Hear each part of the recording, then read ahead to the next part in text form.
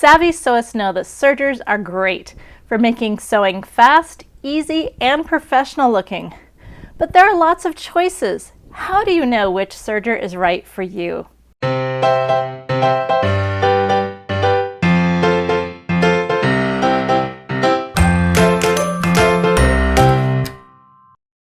I'm Katrina Walker, serger expert and author of the Essential Serger Reference Tool.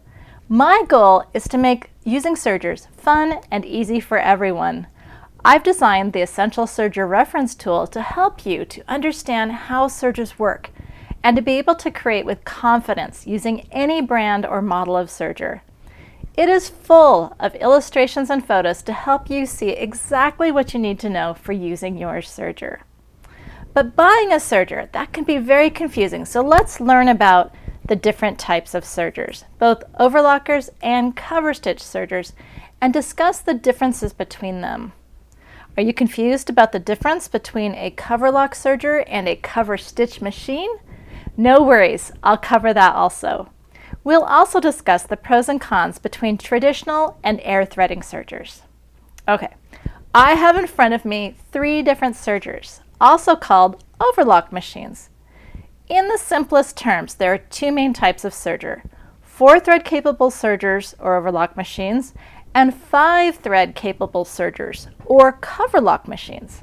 Yes, there are coverlock style sergers out there that can use more than 5 threads. Those additional threads are used to create special decorative stitches, but I'm going to stick with 4 and 5 threads as my 2 categories to avoid confusion. Now, the most basic type of serger is the 4-thread, which can create stitches using 4, 3, or 2 threads to create a variety of overlocked seams and hems. So these simple sergers use up to 2 needles and 2 loopers to create stitches, using various combinations of needles and loopers depending on what stitch you're creating. I say basic, but in reality, you can create almost 20 different stitches with a 4-thread serger. Now, a 5-thread capable serger is sometimes called a coverlock machine because it's able to create both overlock and cover stitches. It can do everything that a 4-thread capable serger can do, but has a 3rd looper, a chain stitch looper, that also allows it to create chain stitches, safety stitches, and cover stitches. A coverlock machine also has 3 different needle positions that allow it to stitch with up to 3 needles for getting that beautiful cover stitch effect. Now, here's where it can get confusing. There is another type of machine called a cover stitch machine. Now, a cover stitch machine has only 1 looper, a chain stitch looper, and up to 3 needle positions. I do not have a cover stitch machine here. These are all either overlock or coverlock machines. The important thing to understand is that cover stitch machines can only create cover stitching or chain stitching. They cannot create an overlock stitch. I've had students sign up for serger classes and become very upset when they found out that they did not actually own a serger. So please understand that important difference. So, how do you know which serger is right for you? The question is, how do you plan to use your serger? If you're going to use your serger for basic seam finishing, construction, rolled hems, then you might be perfectly happy with a basic 4-thread serger. If you plan to create a lot of clothing that's heavy duty, you may want to be able to create a safety stitch, and that's what's made by a 5-thread coverlock machine. The 5-thread coverlock machine also creates that double or triple stitch hem you see on a lot of ready-to-wear clothing. So if those are things that are important to you, you may want to invest in a 5-thread coverlock machine. Now, some sewists use a 3rd option. Instead of buying a 5-thread coverlock machine that will do everything, they'll use a 4-thread serger for seaming and invest in a cover stitch machine just to use for hemming.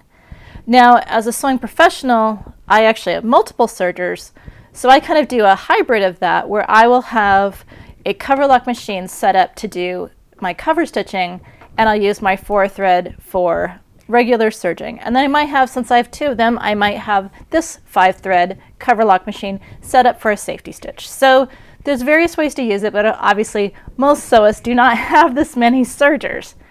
All right, so there's more than one way to get what the features you want, just depending on your setup and of course your budget.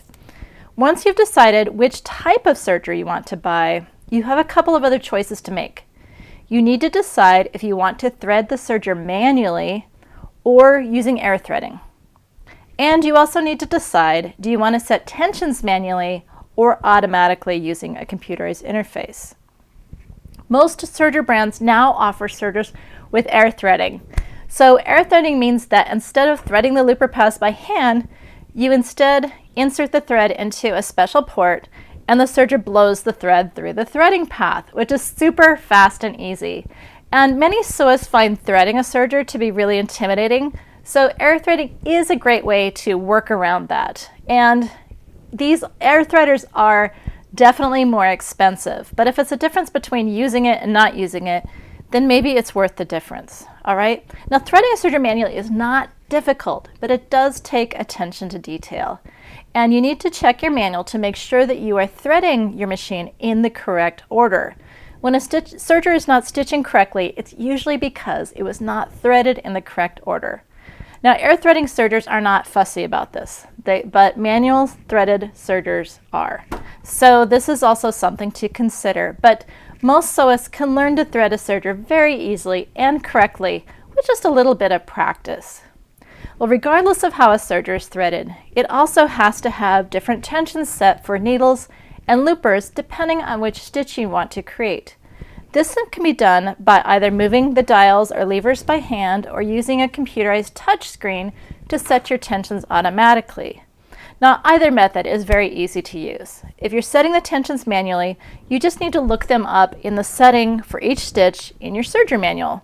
Now, for a computerized serger, you select the stitch on the screen and the serger automatically changes the tensions. Older sergers may simply display the settings on the screen, but computerized sergers will often let you save any customized settings in memory, whereas if you do that manually, of course, you'll need to write it down. So again, a lot of it is down to expense. Manual threading sergers and manual tension servers are usually less expensive. So you have to take that into consideration. But luckily, we do have choices for all different combinations of this. So for example, in these three sergers, I have a computerized manual threading. So it's got computerized tension but manual threading serger. I have an air threading manual tension serger, and then I have an all automated computerized and air threading. So choose whatever combination works best for your budget and your sewing needs. All right. Now, of course, there's other serger features that are useful to know about when you're buying a serger, such as differential feed or cutting blade adjustment, specialty feet, and more. And you can learn more about those features and how they work by consulting the Essential Serger Reference Tool. So thank you for watching. I'm Katrina Walker. I am the author of the Essential Serger Reference Tool, and I'm wishing you happy serging.